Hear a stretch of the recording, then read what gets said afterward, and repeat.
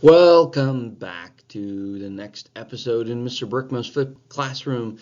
The last time we were together, we talked about and looked at this idea, this uniquely American invention known as federalism. And remember, we've got two different types of federalism, either cooperative federalism or dual federalism. Cooperative federalism, we call it like a marble cake, right? The decision-making authority overlaps, and the states and the national government kind of overlap in their decisions here. But dual federalism is a clear delineation of authority. So we look at that and call that layer cake federalism. Well, today what I want to look at is some of the basic definitions within federalism and some of the things that we need to make sure that we know. So, some terms that you need to know. If we're looking at federalism, there's all kinds of stuff, right? The definition, we look at delegated powers, reserved powers, concurrent powers, the elastic clause. The next video is going to look at two particular cases, McCulloch versus Maryland and Gibbons versus Ogden. We talked about dual federalism, cooperative federalism, grants and aid. That's going to be a particular assignment you have to do. Dealing with categorical or block grants. We talk about mandates and devolution, and then ultimately, what are the pros and cons of federalism? So let's dive in and get started. If we look at this, we have to understand the powers given to government. Well, first of all, the delegated powers are the enumerated powers. They're those that are given to the federal government by the Constitution. You can find those in Article 1, Section 8. The reserved powers are the ones that are given to the states. See, the nice thing about this is you don't have to list everything. The 10th Amendment says if we didn't list everything, if we didn't list powers to the national government, the states have those powers. It's a big deal in the presidential politics when we use the 10th Amendment. Concurrent powers are those powers that are shared.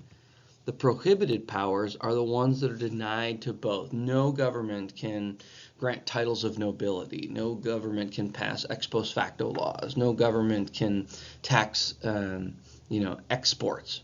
Think about why we wouldn't want to tax exports. So, let's take a look at one of those clauses in the Constitution that's so very important to understanding federalism, the elastic clause. It's called the necessary and proper clause by some other folks. But essentially, it's, it can change, and we can use the elastic clause to stretch. The Constitution, Article 1, Section 8, at the end of it, it says, Congress shall do whatever is necessary and proper to carry into effect the foregoing powers. Well, that stretches in any which direction that they might want it to. So, because of the elastic clause, it's really impossible to predict all the powers that Congress is going to need to function. So we got to have something in there. It's the fail-safe. It's the, well, we might have missed something, right? We have to have these extra powers so that Congress can fulfill their delegated powers. One of the other clauses in Article 1, Section 8 is the Commerce Clause, Interstate Commerce Clause, which says that Congress has the right to regulate commerce with foreign nations, among the several states, and with the Indian tribes.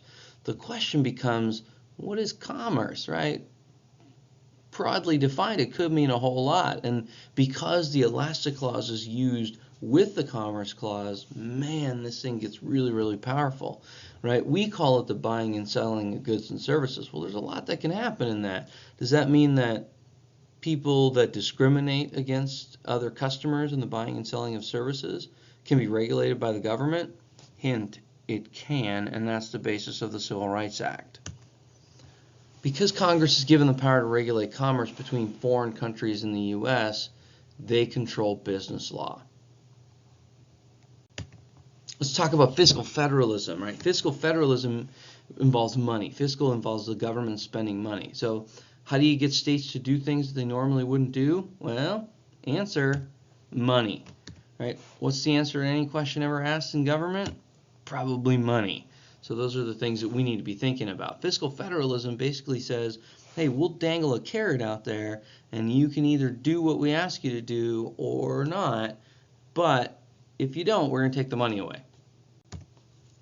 Some of those things that we talk about in terms of money are grants and aid, and the idea is it's money paid from one level of government to another that needs to be spent for a specific purpose. There's two types. The first one is a categorical grant. These are strings attached, right? States don't receive federal highway funds unless the state raises the age for alcohol consumption to 21 and lowers the blood alcohol content to 0.08. See, if we don't do that, the federal government says, hey, you're not going to get state highway funding. Because we need that state highway funding, that becomes fiscal federalism. We get forced to do that. Now, the other one is block grants. And so block grants are a little bit nicer because they give you a big chunk of money, and then they say, here, use it for this general purpose, but you get to figure out how you're going to use it. The block grant thing becomes a little bit controversial, though, and you're going to look at that. The idea that we're looking at here, though, is there are mandates. The government is telling you have to do this. The government says you have to undertake an activity.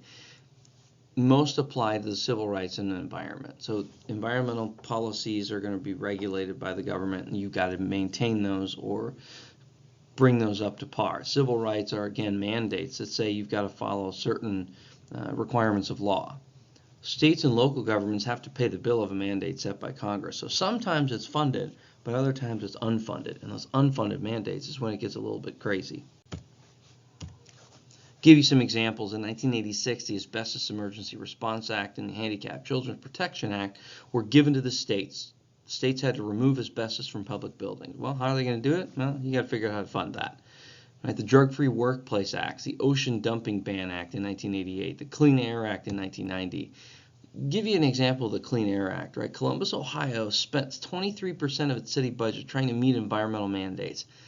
23% to meet the environmental mandate by the Clean Air Act. Some of that included for testing for pesticides used on rice and pineapple fields. Think about it. Columbus, Ohio. There aren't rice paddies. It's not a tropical climate. You're not growing pineapples there.